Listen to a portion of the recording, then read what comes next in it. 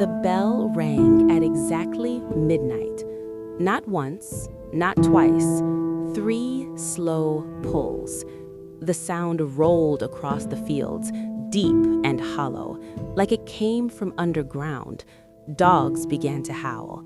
Windows creaked open. People held their breath. That was impossible. No one rang that bell anymore. The rope had been cut decades ago, left to rot in the dust, and the priest who last touched it had been dead for over 30 years. At the edge of the village stood an abandoned Catholic church, built of dark stone and regret. The roof had partially collapsed. Ivy wrapped itself around the bell tower, like fingers refusing to let go. Children were warned never to go near it. Adults crossed themselves when they passed, not because they thought it was cursed, but because something about it felt unfinished.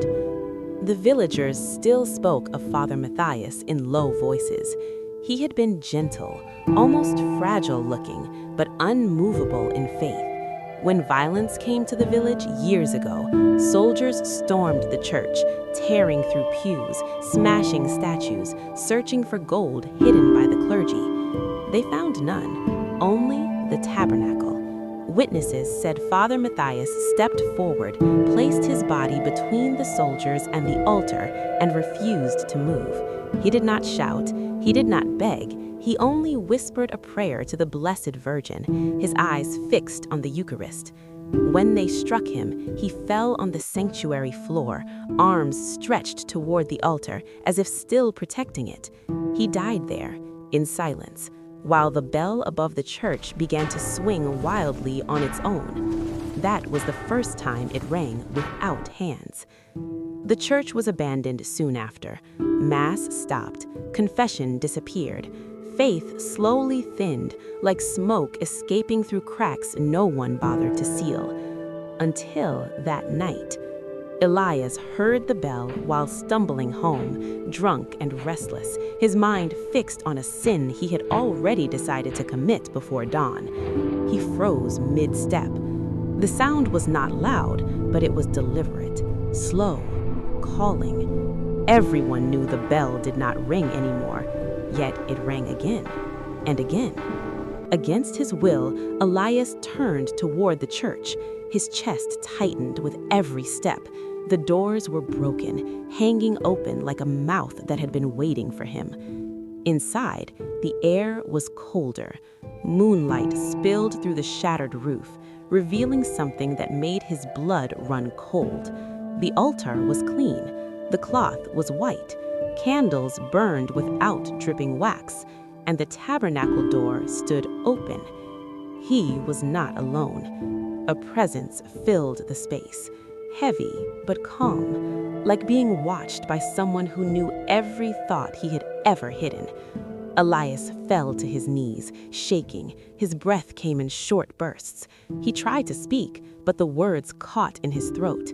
Then a voice pressed into his soul, not spoken aloud, not imagined. "You are not lost yet." Something broke inside him. Elias confessed everything. Out loud, every sin, every secret, every plan he was about to carry out. His tears soaked the stone floor where a priest had once died. When he finished, the candles went out all at once. The bell stopped. At dawn, villagers found Elias asleep before the altar, his face pale, his hands folded. That same morning, for the first time in decades, Mass was announced in the village.